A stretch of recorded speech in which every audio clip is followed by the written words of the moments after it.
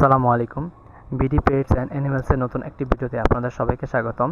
আজকে আমি এই গরমের মধ্যে মুরগির জন্য একটি শরবত বানাবো, যার জন্য আমি 4টি অ্যালোভেরা এবং 2টি লেবু নিয়ে নিয়েছি। এখানে যদিও এতগুলো পরিমাণ লাগবে না, তবুও এখান থেকে নিজেদের জন্য কিছুটা তৈরি করব এবং প্লাস মুরগিদের জন্য। তো এই হিসেব করেই আমি এতগুলো অ্যালোভেরা নিয়েছি। তো অ্যালোভেরা থেকে আপনার দেখতেই পাচ্ছেন যে পুড়ে যাওয়া এবং একটু নষ্ট হয়ে যাওয়া যে অংশগুলো ছিল সেগুলো আমি কেটে নিচ্ছিলাম, কারণ এগুলো দেখা যায় যে কম বেশি অ্যালোভেরার মধ্যে এগুলো থাকে। তো যার জন্য আমি এগুলো প্রত্যেকটা অ্যালোভেরা থেকে খুব ভালোভাবে এগুলো ছাড়িয়ে নিচ্ছিলাম। তো ছাড়ানোর পর আমি যেটা করি সেটা যে প্রত্যেকটা অ্যালোভেরা যেহেতু অনেক লম্বা ছিল, আমি এগুলোকে সুবিধার্থে আমি ছোট ছোট করে অংশ কেটে নিয়েছিলাম, যাতে করে আমার ছিলতে খুব সুবিধা হয়। তো অ্যালোভেরা থেকে অংশ কাটার পর আমি দুই পাশ থেকে এভাবে কেটে নিচ্ছিলাম, যাতে আমি মাঝখান থেকে খুব সহজেই অ্যালোভেরাটা বের করতে পারি এর জন্য। তো প্রত্যেকটা থেকে আমার বের করার পর আমি অ্যালোভেরাকে যে মাঝখান থেকে এভাবে কেটে নিচ্ছিলাম প্রত্যেকটাকেই।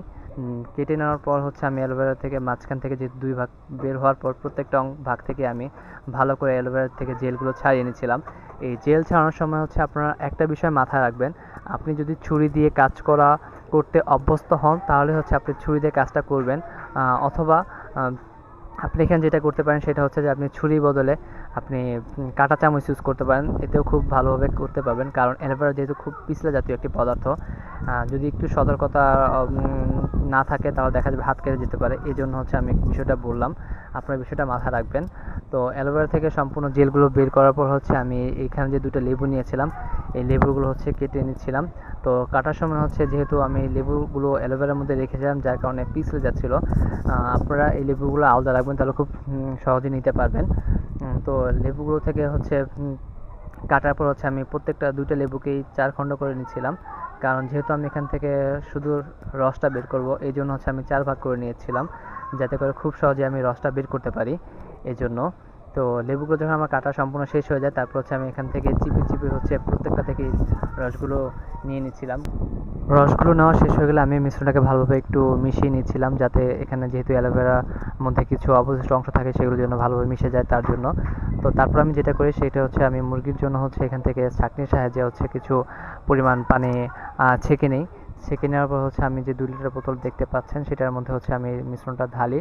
আর এই 2 লিটার পানির মধ্যে আমি যেটা করি সেটা যে আগে থেকে এখানে 2 টুকরো বরফ আমি আগে থেকে দিয়ে রাখি, যাতে পানিটা কিছু পরিমাণে একটু ঠান্ডা হয় এবং মুরগি যেন খেলে যেন আরাম পায় তার জন্য। তো আমার মিশ্রণটা বোতলের মধ্যে দেওয়া শেষ হয়ে গেলে আমি বোতলটির মুখ ভালোভাবে লাগিয়ে আমি খামারে চলে যাই। খামারে যাওয়ার পর আমি ভালোভাবে ঝাঁকিয়ে নিই বোতলটা, যাতে সম্পূর্ণ দ্রবণটা পানির সাথে মিশে যায়। আপনারা যে আমার এখানে বাটিগুলো দেখতে পাচ্ছেন মুরগিগুলোর সামনে, খাঁচার সামনে, প্রত্যেকটা বাটির মধ্যে পানি নাই। আমি দেখা যায় যে 2 ঘন্টা পর পর পানি দিয়ে থাকি। তো 2 ঘন্টা আগে যে পানি দিয়েছিলাম সেই পানিটা শেষ হয়ে যায়।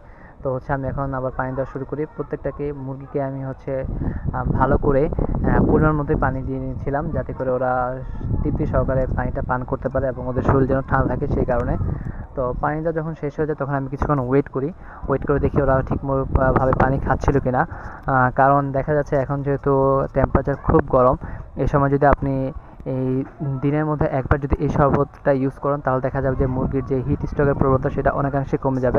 ভিডিওটা যদি আপনাদের ভালো লেগে থাকে অবশ্যই আমাদের চ্যানেলটি সাবস্ক্রাইব করে দেবেন, তাহলে আমাদের নতুন নতুন ভিডিওগুলো সবার আগে আপনার কাছে পৌঁছে যাবে।